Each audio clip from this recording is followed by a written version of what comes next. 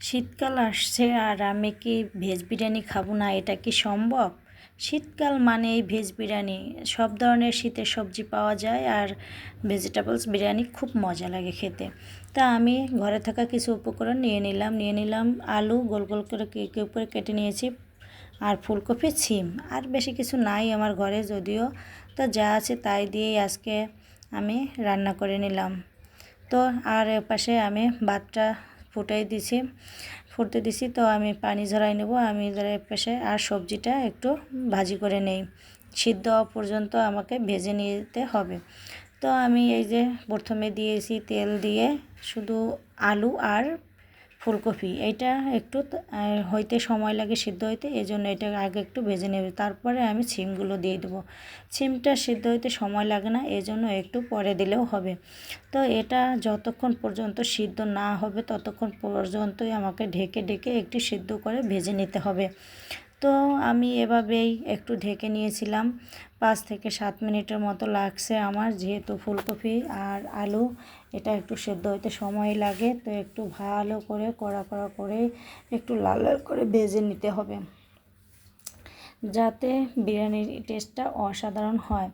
আর একটু ওপাশে নিয়ে নিয়েছি 2টা ডিম ভাজি, ডিমও একসাথে আমি ভেজে নিয়েছি, যেহেতু ভেজিটেবলস বিরিয়ানি এজন্য আমি ডিমও দেব। আর এই যে আমি পানি ঝরাই নিয়েছি ভাতটা।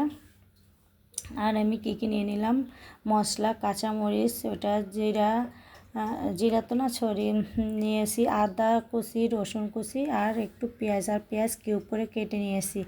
আর গোটা মশলা, দারুচিনি, এলাচ আর তেজপাতা, এই মশলাগুলো দিয়ে দিয়েছি তেল দিয়ে। তারপরে আমি এই যে সব মশলাগুলো এক এক করে দিয়ে দিলাম। দিছি আদা কুচি আর রসুন কুচি, পেঁয়াজ কুচি, পেঁয়াজ দিয়ে দিলাম।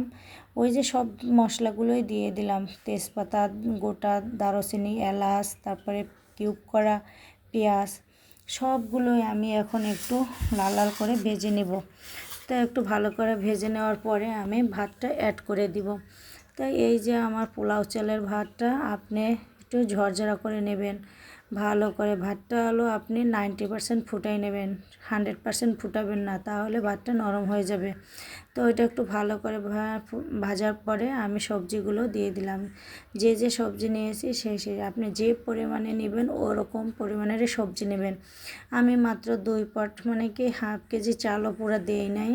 1/2 কেজি চালের জন্য আমি এই যে একটা ছোটো নিয়েছি, ফুলকপি, তারপরে এটা সব কিছু দিয়ে নিয়েছি, আমার প্রায় হয়ে গেছে।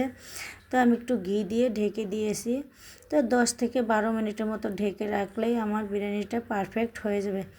এই আমার দেখেন বিরিয়ানিটা হয়ে গেছে প্রায়।